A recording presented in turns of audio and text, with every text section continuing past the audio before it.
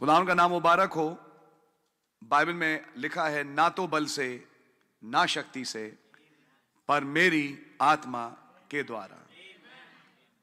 और खुदावन का धन्यवाद हो। एक तरफ हम अपने चीजें डिस्कस करते हैं, ये कर लो, वो कर लो, ये कर लो, वो कर लो, लेकिन फाइनली जब प्रभु का रहम होता है तो काम तब बनता है। हमें सबसे पहले खुदावन के रहम को सीख करने की जरूरत है, बनिस्बत अपनी मशक्कतों के। अपने काम करना, सही चीज पढ़ लेना, सही चीज देख लेना, यह भी प्रभु का ही रहम है। एक सही डॉक्टर मिल जाए, यह भी एक रहम है। नहीं, इलाज करने तो गए लेकिन गलत जगह पहुंच गए, गलत इलाज हो गया, इलाज होना था कहीं, पहुंच गए कहीं, तो यह भी एक खुदा का रहम है जो होता है।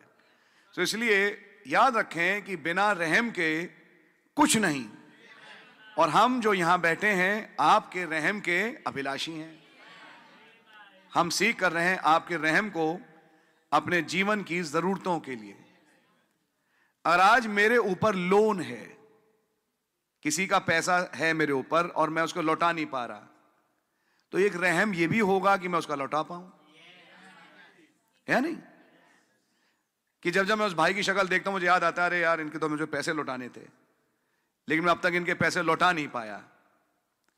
तो फिर खुदावन आप अपना रहम दीजिए मुझे कि मैं, क्योंकि नबी ने बोला, आप पढ़िए, मैसेज का नाम है Christ is revealed in his own word, मसीह अपने वचन में स्वयं प्रकट।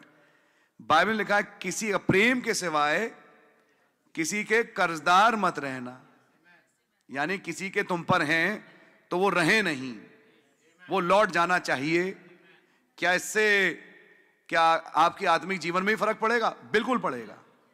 नबी ने बोला ये बात, समझ मारिए आपके।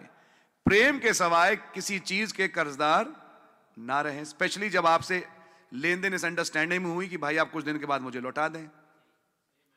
एक तो यह है कि आपको पैसे दिए,